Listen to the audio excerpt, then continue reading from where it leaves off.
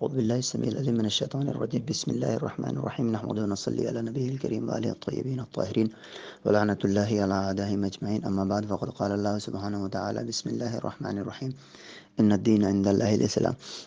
گزشتہ اسباق میں صفات ثبوتی اور صفات سلبیہ یعنی وہ صفات جو اس ذات خداوند کے اندر پائی جانی چاہیے اور جو نہیں پائی جانی چاہیے ان کی گفتگو ہو گئی۔ آج کے درس میں قرار یہ تھا کہ ان اسباب پر بحث کی جائے کہ جس کی وجہ سے گزشتہ ادیان اگرچہ کہ فطرت انسانی میں توحید پرستی ہے اور یگانہ پرستی ہے، پھر بھی وہ کیوں شرک کا شکار ہو گئے اور توحید سے وہ ڈویلٹی، ٹرینٹی یا دوگانہ پرستی اور تثلیث کی طرف مائل ہو گئے۔ شرک کے خلاف جو بین الاقوامی دلیل ہم بچپن سے سنتے چلے آ رہے ہیں وہ یہ کہ اگر دو خدا ہوتے، دونوں میں جھگڑا ہوتا اور یوں دنیا تباہ و برباد ہو جاتی۔ اصل مسئلہ جھگڑے کا نہیں ہے۔ اگر جھگڑا ہی معیار ہے تو پھر جھگڑا بندوں میں ہوتا ہے، خداوند عالم کے اندر جھگڑا تو نہیں ہو سکتا۔ اگر دو خدا اور دونوں پیار محبت سے اپنا اپنا علاقہ تقسیم کر کے خدائی چلائیں تو کیوں جھگڑا ہوگا؟ اصل مسئلہ جھگڑا نہیں ہے، اصل مسئلہ قدرت کا ہے۔ وہ جو دو خدا آپ نے فرض کی ہے، سوال یہ ہے کہ کیا پہلے خدا کو دوسرے خدا پر قدرت حاصل ہے یا نہیں ہے؟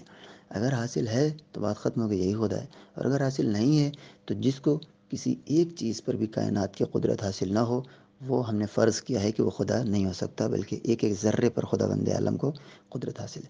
اسلام میں شرک سب سے بڑا گناہ سمجھا گیا ہے، اور نہ جانے کیوں بقیہ ادیان میں بھی آہستہ آہستہ یہ چیزیں آ گئیں، لیکن اسلام نے حد سے زیادہ ایمفسائز کیا اس بات پر کہ کوئی خبردار شرک میں ملوث نہ ہونے پائے۔ قرآن مجید میں اس لفظ شین رے کاف کو مختلف صیغوں میں 180 بار استعمال کیا گیا ہے، اور شرک کی مفسرین قرآن اور ماہرین علوم قرآن نے 6 قسمیں جو قرآن مجید میں بیان ہوئی ہیں اس کو بیان کیا ہے، اور ایک ایک پر خداوند عالم نے، ظاہر ہے انہی آیتوں سے ہی وہ قسمیں بنائی گئی ہیں۔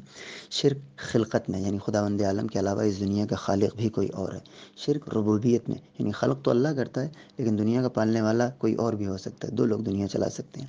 شرک عبادت میں، یہ وہ شرک ہے جو ہندوستان میں بہت زیادہ رائج ہے، یعنی پیدا کرنے والا ایک ہے، دنیا کو پالنے والا ایک ہے، سب کو نعمت دینے والا ایک ہے، لیکن عبادت کئی لوگوں کو کی جا سکتی ہے۔ شرک نیت میں کرنا، شرک اطاعت میں کرنا، یعنی ہم کسی اور کی بھی اطاعت کر سکتے ہیں۔ شرک مالکیت میں کرنا، یہ وہ شرک ہے جو مسلمانوں میں بھی بعض اوقات رائج ہو جاتا ہے کہ سب کچھ صحیح ہے، سب کچھ ایک ہے، پیدا بھی اللہ نے کیا، پالتا بھی اللہ ہے، عبادت بھی اللہ کی ہے، نیت بھی اسی کی ہے، اطاعت بھی اسی کی ہے، حکم بھی اسی کا، مالکیت کسی اور کی ہو سکتی ہے۔ یعنی اس دنیا میں اللہ کے علاوہ بھی کوئی اگر چاہے تو وہ خدائی فیصلوں کو اوور ٹرن کر سکتا ہے۔ یہ چیز مسلمانوں میں بہت انشاءاللہ اس کے اوپر بحث آئے گی۔ اگر ہم، یہ تو ہو گئی قرآنی دلیل ہے جس کا کہ اصول دین میں عقائد کی بحثوں میں اور خصوصاً فلسفے کی بحثوں میں کوئی اس کو تسلیم کرنے سے انکار بھی کر سکتا ہے۔ اگر عقلی دلیلیں دیکھیں کہ شرک کے خلاف، تو عقلی دلیل یہ کہ کائنات کا جو سسٹم ہے اور کائنات کے اندر جو کوئی ایک بھی معمولی سی فالٹ نظر نہیں آتی، وہ اس بات کی دلیل ہے کہ دنیا کو پیدا کرنے والا ایک ہی انسان ہے۔ اگر دو انسان ہوتے یا مختلف انسان ہوتے تو کہیں نہ کہیں معمولی سا اختلاف اس بنیاد پہ نہیں کہ ان دونوں خداؤں میں اختلاف ہو جاتا، بلکہ مخلوقات میں اختلاف ہو جانا چاہیے تھا۔ لیکن ہمیں دیکھتے ہیں کہ خداوند عالم کی مخلوقات میں وہی قول خداوند عالم کو دیکھ وَلَن تَجِدَ لِسُنَّتِ اللَّهِ تَبْدِيلًا، سنت الہی آج تک کبھی تبدیل نہیں ہوئی۔ اور اسی کی طرف خداوند عالم ارشاد فرماتا ہے، اشارہ کرتا ہے کہ فَارْجِعِ الْبَصَرَ هَلْ تَرَىٰ مِن فُطُورٍ، اپنی نگاہوں کو گھماؤ، کیا تمہیں کوئی فطور اور خرابی نظر آتی ہے اس دنیا کی مخلوقات میں؟ دوسری دلیل ہے معاشرے اور ہمارا جو سماج ہے اس کی وحدت تقاضا کرتی ہے کہ ان کا جو معبود ہے وہ ایک ہو۔ غور کیجئے گا قریش کیوں جھگڑا کرتے تھے، اور ایک ایک چھوٹی چھوٹی بات پر ان کے ہاں 40 سال جنگیں کیوں ہو جاتی تھی؟ کیونکہ ان کے خدا مختلف تھے۔ 360 خداؤں کے بجائے اگر ان کا ایک خدا ہوتا تو باوجود اس کے کہ وہ شرک کر رہے ہوتے، لیکن ان کے جھگڑے اتنے زیادہ نہ ہوتے جو انہوں نے مختلف خداؤں کو بنا کر اپنے لیے مول لے لیے تھے۔ تو معاشرے کی وحدت بھی اس بات کا تقاضا کرتی ہے کہ جتنے کم خدا ہوں گے اتنا ہی سماج منظم اور ایک دوسرے سے جڑا ہوا رہے گا۔ بحث یہ ہے کہ بقیہ ادیان کیوں چلے گئے شرک کی طرف؟ سب سے پہلا جو سبب بیان کیا جاتا ہے وہ یہ کہ بقیہ ادیان آہستہ آہستہ، قرآن مجید کو خداوند عالم نے کیوں کہا کہ یہ کبھی تبدیل نہیں ہو سکتا؟ کیونکہ وہی اصل خطرہ جو بقیہ ادیان کے اندر تھا وہی اسلام پر بھی منڈرا رہا تھا، اسی کو خداوند عالم نے ختم کیا۔ وہ کیا چیز ہے کہ بقیہ ادیان کے ماننے والے، ان کے پیروکار آہستہ آہستہ اپنے اصل مرکز سے دور ہو گئے، علمی مرکز سے دور ہو جاتے، یعنی وہ جس نے ان کو وہ علم دیا تھا اس سے ان کا رشتہ ٹوٹ جاتا تھا۔ لہذا خداوند عالم نے آخری دین کو جب کامل کیا تو اس میں مرکز علم یعنی قرآن سے اپنے بندوں کو توڑا نہیں ہے، بلکہ وعدہ کر لیا کہ کبھی تبدیل نہیں ہو سکتا۔ کیسے وہ اپنے مرکز سے کیسے دور ہو جاتے ہیں؟ مثلا جناب عیسیٰ نے تثلیث کی بنیاد نہیں رکھی تھی۔ جناب عیسیٰ نے، اور خود قرآن مجید آگے میں ارشاد ہوتا ہے کہ عیسیٰ نے تمہیں یہ تعلیم نہیں دی ہے کہ میں خدا کا بیٹا ہوں، یہ تو تم لوگ کہتے ہیں۔ تو ظاہر سی بات ہے کہ یہ عقیدہ کہاں سے آیا؟ دراصل جناب عیسیٰ کے بعد وہ جو فاصلہ پیدا ہوا، یعنی کوئی نبی نہیں تھا اور ان کے شاگردوں کے ہاتھ میں یہ چیز چلی گئی۔ آپ نے نام سنا ہوگا، ایک ہوتے تھے سینٹ پال، یا جنہیں پال د اپوسل کہا جاتا تھا، جو کہ اصل 12 شاگردوں میں بھی نہیں تھے، جنہوں نے انجیل کے دروس بقول ان کے جناب عیسیٰ سے مستقیماً لیا تھا، انڈائریکٹلی کسی اور نے ان کو نہیں سنایا تھا۔ ان 12 میں بھی یہ سینٹ پال نہیں تھے، اور ان جناب نے نیو ٹیسٹمنٹ کے 27 میں سے 13 باب خود ہی لکھ ڈالے۔ اب ظاہر ہے کہ انہیں جو اچھا لگا انہوں نے لکھ دیا۔ یہی وجہ ہے کہ لوگ آہستہ آہستہ شرک کی طرف چلے جاتے ہیں، اور شرک بظاہر شروعات میں اچھا لگتا ہے، بائبل کا حصہ بنا دیا گیا۔ جو بھی سینٹ پال نے کہا وہ بائبل کا حصہ ہے۔ آج بھی آپ اصل بائبل کہیں نہیں پائیں گے، اور باقاعدہ وہ اس بات کو آفیشلی ریکگنائز کرتے ہیں کہ بائبل کا اصل حصہ ہمارے پاس نہیں ہے۔ آپ کوئی بھی ترجمہ پڑھ لیں، بقول ان کے آپ کو اصل کا ثواب مل جائے گا۔ تو اب جب اتنا فاصلہ ہو گیا تو ظاہر سی بات ہے ان کے یہاں تثلیث کو پیدا ہونا تھا، اور چونکہ ہر دین میں کوئی نہ کوئی ذات، چاہے وہ پیغمبری ہو، انسانوں کے نزدیک مقدس درجہ رکھتی ہے۔ آہستہ آہستہ وہی ذات بیچاری خداوند عالم کی شریک بنا دی جاتی ہے۔ ہندوؤں میں اگر بات کی جائے تو ہندو مذہب ابتدا میں چاہے جیسا رہا ہو، لیکن ان کے یہاں توحید کے آثار آج بھی ہیں۔ یعنی عبادت کے لیے ان کے یہاں جو بھکتی یا اپاسنا ہے، اس کے لیے شرط ہے کہ وہ کسی غیر حقیقی کی، شاید یہ گفتگو کہیں گزر بھی چکی ہے سابقہ دروس میں، کہ است، اچیتن اور ایوگ کی عبادت ان کے یہاں نہیں ہو سکتی ہے۔ یعنی وہ چیز جو حقیقت نہیں رکھتی اس کی عبادت نہیں کر سکتے ہیں، وہ جس کے اندر زندگی نہیں پائی جاتی ہے اس کی بھی عبادت نہیں کی جا سکتی، حتیٰ یہ کہ وہ جس کے اندر کوئی قابلیت نہیں پائی جاتی، چاہے وہ انسانی ہو، چاہے وہ زندہ ہی ہو، چاہے وہ اس کے اندر چیتن پایا جاتا ہو، اس کے باوجود بھی اگر اس کے اندر کوئی لیاقت نہیں ہے تو بھی اس کی عبادت ان کے ہاں ممنوع قرار دی جاتی ہے۔ تو پھر یہ آہستہ آہستہ شرک کی طرف کیوں چلے گئے؟ کیونکہ ان کے یہاں بعد میں یہ چیز آ گئی کہ وہی چیز اور وہی وہ ذات کہ جس کی عبادت ہم کرتے ہیں، اس کے اندر انکارنیشن کو انہوں نے جائز قرار دے دیا، دیہ دھارن یا ان کے بقول اوتار لینا ان کے یہاں جائز ہو گیا۔ یعنی اب وہی خدا جو غائب تھا وہی حاضر ہو سکتا ہے۔ اب ان کے خداؤں کی تعداد 33 کروڑ تک پہنچ گئی دیوتاؤں کی۔ شرک کے اسباب میں، ان کے شرک کے اسباب میں جو چیز ہے کہ ان کی جو بنیادی کتاب ہیں، یعنی جو سورس آف نالج جو ان کا تھا، اس میں صرف کتابیں نہیں ہیں، کچھ شروتیاں ہیں اور کچھ اسمرتیاں ہیں۔ یعنی کچھ تو انہوں نے اپنے دیوتاؤں سے سنا ہے، اور کچھ بس رشیوں کی یادداشت بھر ہے۔ تو اب جب سب کچھ یادداشت پہ منحصر ہے تو انسان کو جو اچھا لگتا ہے اس میں شامل کر دیتا ہے، اور یہیں سے یہ لائن بڑھا دی گئی کہ ویکت اور اویکت اپاسنا کے لیے دونوں آدھار مانیہ ہے۔ اب جب دونوں آدھار آپ نے مان لیے کہ یعنی ظاہر اور باطن دونوں کی عبادت کی جا سکتی، بس ایک لائن کافی ہے آپ کے پورے دین کو برباد کرنے کے لیے۔ اب آپ کے یہاں شرک باقاعدہ لیجیٹمیٹ ہو گیا، یعنی اس کی ایک قانونی حیثیت ہو گئی۔ آپ نے ایک لائن صرف یہ بڑھا دی کہ ظاہر اور باطن دونوں کی عبادت کی جا سکتی۔ اسلام نے اس کا راستہ بند کر دیا۔ کیوں؟ کیونکہ اہل بیت کی شکل میں خداوند عالم نے قرآن کے حقیقی مفسرین کو ہر زمانے میں زندہ رکھا ہے۔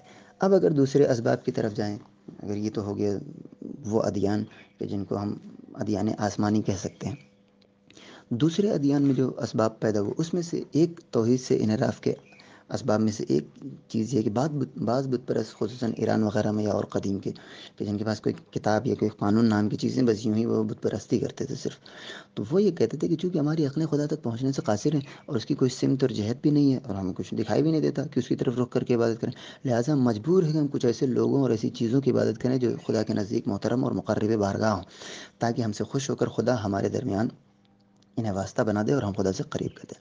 یہ لوگ اس بات سے غافل ہیں کہ خداوند عالم کی کوئی جہت نہیں ہے۔ خداوند عالم نے کہا فَأَيْنَمَا تُوَلُّوا فَثَمَّ وَجْهُ اللَّهِ، کسی بھی طرف رخ کرو وہ خداوند عالم کی ہی طرف ہے، لہٰذا واسطہ نہیں بنایا جا سکتا۔ دوسرا سبب جو بقیہ سابقہ ادیان میں ہوتا تھا، وہ یہ کہتے ہیں کہ معمولاً کسی قبیلے کا جو سردار ہوتا تھا اس کی بے تحاشا عزت ہوتی تھی، یعنی بغیر کسی قانون کے، اس کا کوئی قانون نہیں ہوتا تھا کہ اس کی عزت کتنی اور کب تک کرنی ہے، بس عزت چلتی رہتی تھی۔ آج بھی بعض علاقوں میں ہوتا ہے جہاں جہالت زیادہ موجود ہے، تو اس کی بزرگی کا قائل ہوتے تھے، اور جب اس سردار کا انتقال ہو جاتا تھا تو اس کی یاد میں اس کا مجسمہ بناتے تھے، اس کا احترام کرنے لگتے تھے۔ خدا کی عبادت کرتے کرتے اس کی طرف بھی تھوڑی سی توجہ ہو جاتی تھی، اس کا بھی تھوڑا سا، جس کو آپ کہنے برسی وغیرہ منا لیتے تھے۔ عبادت خدا ہی کی کرتے تھے لیکن عزت اپنے اس بزرگ کی بھی کر لیتے تھے۔ رفتہ رفتہ ان کی توجہ خدا سے ہٹ کر اس مجسمے پر مرکوز ہوگی، کیونکہ خدا بند عالم کا کوئی مجسمہ نہیں ہوتا تھا، انسانوں کا اور ان کے بزرگ شخصیتوں کا مجسمہ ہوتا تھا۔ دھیرے دھیرے اس مجسمے نے بت کی صورت اختیار کر لی، اب عبادت صرف اسی بت کی ہونے لگی۔ خصوصاً مجوسیوں میں بالکل یہی چیز ہوئی ہے کہ ان کے جو بزرگ شخصیات تھیں ان کو آہستہ آہستہ ان کی تقدیس کرتے کرتے انہیں خدائی کے مرحلے پر پہنچا دیا گیا۔ اب جب یہ پرستش کی صورت اختیار کر گیا، اب لوگ اس کے سامنے سرو سجود ہو گئے اور عبادت کرنے لگے۔ تیسری وجہ، جو تیسرا سبب ہے کہ لوگ شرک کی طرف مائل ہو جاتے تھے بقیہ ادیان میں، وہ اس بعض چیزوں کا احترام اس وجہ سے کرتے تھے کہ ان کے لیے فائدہ بخش ہیں، وہ ان کے لیے مفید ہے۔ مثلا ایک اچھا دریا انہیں لگ گیا کہ جس میں انہوں نے دیکھا کہ یہ تو کیا واقعی کیا دریا ہے، اس کی چوڑائی اتنی، اس کی لمبائی اتنی، اس کا پانی اتنا میٹھا ہے، اس کی صفائی اتنی ہے، اس سے کتنے لوگ فائدہ اٹھاتے ہیں۔ بس انہوں نے کہا کہ اس کے اندر تو ہو نہ ہو خدا ہی موجود ہے۔ آہستہ آہستہ وہ چیزیں جو انسان کو اچھی لگیں، اس نے ان میں اپنے خداوند عالم کو اور اپنے خدا کو اس کے اندر داخل کر دیا اور یہ قرار دیا۔ ظاہر سی بات ہے شرک کرنے والے بیوقوف نہیں ہیں، وہ بھی کہتے ہیں خدا کی، وہ کہتے ہیں کہ خدا نہیں ہے بلکہ خدا کا مظہر ہے، یعنی خدا اس میں داخل ہو گیا، اس میں حلول کر گیا ہے۔ لیکن خداوند عالم نے ہمیشہ ہر زمانے میں اس کے اوپر ضرب لگائی۔ خدا جناب ابراہیم علیہ السلام کے زمانے میں اور انبیاء اور اوصیاء، چونکہ خداوند عالم نے انہیں لوگوں سے ممتاز کر رکھا ہے، لہٰذا وہ بالکل پریسائزلی کلیئر بات کرتے ہیں، یعنی کلیئر کٹ، ان کے کسی بھی انداز میں ڈپلومیسی آپ کو نظر نہیں آئے گی۔ جناب ابراہیم نے دیکھا کہ بت پرستی ہو رہی ہے تو انہوں نے سمجھاتے سمجھاتے جب عاجز آ گئے تو ایک دن انہوں نے سارے بتوں کو توڑ دیا، اور وہ جو کلہاڑی جس سے توڑا تھا اس کو بڑے بت کی گردن میں لٹکا دیا، اور کہا کہ تمہارے اس بڑے بت نے توڑا ہے، اگر تم اس کو قدرت مند مانتے ہو تو مان لو کہ اسی نے توڑا ہے، جب سارے کام وہ کرتا ہے تو اسی نے توڑا، اور اگر نہیں توڑا ہے تو پھر تم اس کو خدا کس بنیاد پر مان رہے ہو۔ ایک چیز جو معمولاً اس معاملے میں، یعنی اس پوری بحث میں جس کا ذکر کرنا ضروری ہے، کہ لوگ اس بات کے قائل ہو جاتے تھے کہ خدا در حقیقت دو ہے، اچھائی کا خدا اور ہے، برائی کا خدا اور ہے۔ یہ ایرانیوں کا عقیدہ تھا۔ خیر و شر جس کو کہتے ہیں، یزدان اور اہرمن، اچھائی کے خدا کو یزداں کہتے تھے۔ وہ کسی مصرے میں شیر یزداں کیا ہے، شاہ مردہ شیر یزداں قوت پروردگار، تو یہ لفظ وہیں سے آئی ہوئی۔ یزدان یعنی اچھائیوں کا خدا، اور اہرمن یعنی برائیوں کا خدا۔ محسن نقوی کی کسی شعر میں بت کا مقابلہ نہ کرو بت شکن کے ساتھ، اس میں اہرمن کے ساتھ انہوں نے استعمال کیا، اہرمن یعنی برائی کا خدا۔ تو وہ یہ کہتے تھے کہ خدا ہر نقص و عیب سے پاک ہے، لہٰذا برائی کو تو وہ نہیں پیدا کر سکتا، تو یہ جو ساری برائیاں ہمارے درمیان پائی جاتی ہیں ان کا خالق خدا بند عالم ہے۔ اگر ذرا سا غور و فکر سے کام لیا جائے تو انسان نے سوچ تو بڑی اچھی نکالی ہے کہ خدا برائیوں کو خلق نہیں کر سکتا، لہٰذا برائیوں کا خالق کوئی اور ہے۔ خدا جو کہ پاک و پاکیزہ ہے، لہٰذا وہ صرف پاک و پاکیزہ چیزیں خلق کر سکتا ہے۔ لیکن در حقیقت انہوں نے اس جگہ یعنی بچپنا کر دیا ہے اور سطحی سوچ کا مظاہرہ کیا ہے کہ جب یہ خیر اور شر کو معین کرنے لگے کہ شر کیا چیز ہے، خیر کیا چیز ہے، شر اور خیر کو معین کرنے میں انہوں نے معیار اپنی ذات کو بنا لیا۔ جو چیز ہمارے لیے اچھی ہے وہ خیر ہے، جو چیز انسانوں کے حق میں بری ہے وہ شر ہے۔ اچھائی اور برائی کا معیار صرف انسان یا صرف اپنی ذات نہیں قرار دی جا سکتی۔ وہی چیز جو آپ کے لیے بری ہے ممکن ہے دوسرے کے لیے اچھی ہو، بلکہ اگر پوری انسانیت کے لیے کوئی چیز بری ہے ممکن ہے کسی دوسری اسپیشیز کے لیے وہ چیز صحیح اچھی ہو۔ اگر فیصلہ ہی کرنا ہے تو کیا صرف انسان ہی کو یہ حق ہے کہ وہ فیصلہ کرے کہ چونکہ بارش ہمارے لیے اچھی ہے لہٰذا وہ اچھی چیز ہے، اور دھوپ چونکہ ہمیں تیز لگتی ہے لہٰذا وہ بری چیز ہے، یا مثلاً کیا کہتے ہیں، دریا ہمارے لیے چونکہ پانی فراہم کرتا ہے لہٰذا وہ اچھی چیز ہے، صحرا چونکہ ہمیں اس سے کچھ نہیں ملتا ہے لہٰذا وہ بری چیز ہے۔ جی نہیں، انسان کو کسی نے حق دیا ہے کہ وہ اچھائی اور برائی کا فیصلہ کرتا پھرے۔ اگر یہی ہے تو بقیہ جانداروں کو بھی یہ حق ہونا چاہیے، چینٹیوں کو بھی حق ملنا چاہیے کہ وہ اس بات کا اعتراض کریں، اور بلکہ اس بات کو طے کریں کہ چونکہ بڑے بڑے جہاز ہمارے کسی کام نہیں آتے لہٰذا یہ شر ہیں، اور چونکہ ایک چھوٹا سا سوراخ اور بل ہمارے لیے رہنے کا سامان فراہم کرتے ہیں لہٰذا وہ خیر ہے۔ تو معیار صرف اپنی ذات کو نہیں بنانا چاہیے بلکہ معیار پوری کائنات کو بنانا چاہیے۔ کبھی کبھی وہی چیزیں جو ہم جس کو شر سمجھتے ہیں، مثلا بیماری، کبھی کبھی یہی بیماری ایک عظیم نعمت بن جاتی ہے، کبھی کبھی غم انسان کو حساس بنانے کا کام آ جاتا ہے، اور کبھی کبھی دنیاوی مشکلات انسان کو پختہ اور سخت بنانے کے کام آتے ہیں۔ نپولین نے کیا کہا تھا؟ آلام اور شدائد اور مصیبتیں انسانی صلاحیتوں کو ابھارنے میں کام آتی ہیں۔ یعنی اگر مصیبتیں نہ ہوں تو وہ یہ جملہ نہ کہہ پاتا کہ میں نے تاج فرانس کو زمین پہ پڑا دیکھا اور اپنی تلوار سے اٹھا لیا۔ یہ جملہ کہہ رہا ہے کہ وہ انسان حالات کی بھٹی میں تپ چکا ہے، لہٰذا معیار اپنی ذات کو بنانے کے بجائے پوری کائنات اور نظام کائنات کے کانٹیکس میں اسے دیکھنا چاہیے۔ اور جب کائنات بھی نہیں بلکہ اس کائنات کے ساتھ ساتھ ماضی، حال اور مستقبل سب کو دیکھ کر ایک انکلوزیو حکم لگانا چاہیے کہ اگر ان تمام کو پیش نظر رکھ کر کوئی چیز اچھی ہے تب اسے خیر قرار دیا جائے، اور ان تمام چیزوں کو لحاظ کر کے کوئی چیز بری ہو تب اسے شر قرار دیا جائے۔ آخری بات اس پورے سلسلے میں یہ تھی کہ آخر ہمارے توسل اور شفاعت کا عقیدہ پھر کیا ہے۔ انشاءاللہ چونکہ اس میں ساری دلیلیں نقلی ہیں، اس کی گفتگو بعد میں کی جائے گی وقت آنے پر، خصوصاً امامت کی بحث میں۔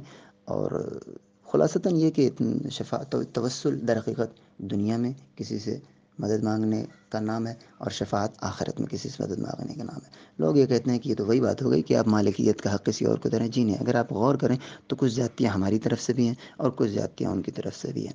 ہماری طرف سے زیادتی ہیں کہ ہم نے اس مفہوم کو کچھ زیادہ بڑھا دیا، اور ان کی طرف سے زیادتی ہے کہ انہوں نے اس مفہوم کو اپنی ایک تعبیر دے دی، انہوں نے اپنی طرف سے ایک نام دے دیا اور ایک اس کی وضاحت بیان کر دی، اور اسی کے اوپر پوری بلڈنگ کھڑی کر دی۔ انشاءاللہ اس کی گفتگو آئندہ آئے گی۔ توحید پرستی کا اثر کیا ہوتا ہے؟ بس آخری بات اس پہ عرض کرتا چلوں کہ توحید پرستی انسان کو جری بناتی ہے، انسان کے اندر کانفیڈنس لاتی ہے۔ جنگ قادسیہ ایرانیوں اور مسلمانوں کے بیچ میں جو ہوئی تھی، تو اس وقت ایران ایک سپر پاور کی حیثیت رکھتا تھا، اور ان کے ٹھاٹ باٹ کا وہی عالم تھا جو کسی زمانے میں ہمارے یہاں بادشاہوں اور نوابوں کے ہوا کرتے۔ جب جنگ ہوئی قادسیہ کے میدان میں اور مسلمانوں کے پاس ظاہر کچھ نہیں تھا، خصوصاً تہذیب کے نام پہ ان کے پاس موٹے پھٹے پرانے اور کھردرے کپڑے تھے اور جس میں مٹیاں لگی ہوئی تھیں، اور ادھر زرق برق پوشاک اور بڑے بڑے بادشاہ، اور خصوصاً رستم جیسا ان کا سپہ سالار۔ تو ان لوگوں نے فیصلہ کیا کہ ایک کام کرو، وہ نوجوان کمانڈر مسلمانوں کا، انہوں نے کہا کہ وہ ایسے زیر نہیں ہوگا، اس کو دعوت دو، اور جب وہ ہمارا زرق و برق اور قیمتی قالینیں اور ہیرے جواہرات اور ہمارے تمام لوازمات کو دیکھے گا تو خود ہی ڈر جائے گا، خود ہی شرمندہ ہو جائے گا، اور خود ہی وہ انفیریئر فیل کرے گا۔ اور ٹھیک ہے، اب وہ آیا، وہ جو نوجوان ربعی بن عامر تھا، اس نے، یہ مورخین نے لکھا ہے اور خود ایرانی بھی اس بات کو چٹخارے لے کر بیان کرتے ہیں کہ توحید کا اثر کیا ہوتا ہے۔ بقیہ باتیں اپنی جگہ، لیکن عام مسلمان کے اندر توحید کی روح اس وقت بیدار تھی۔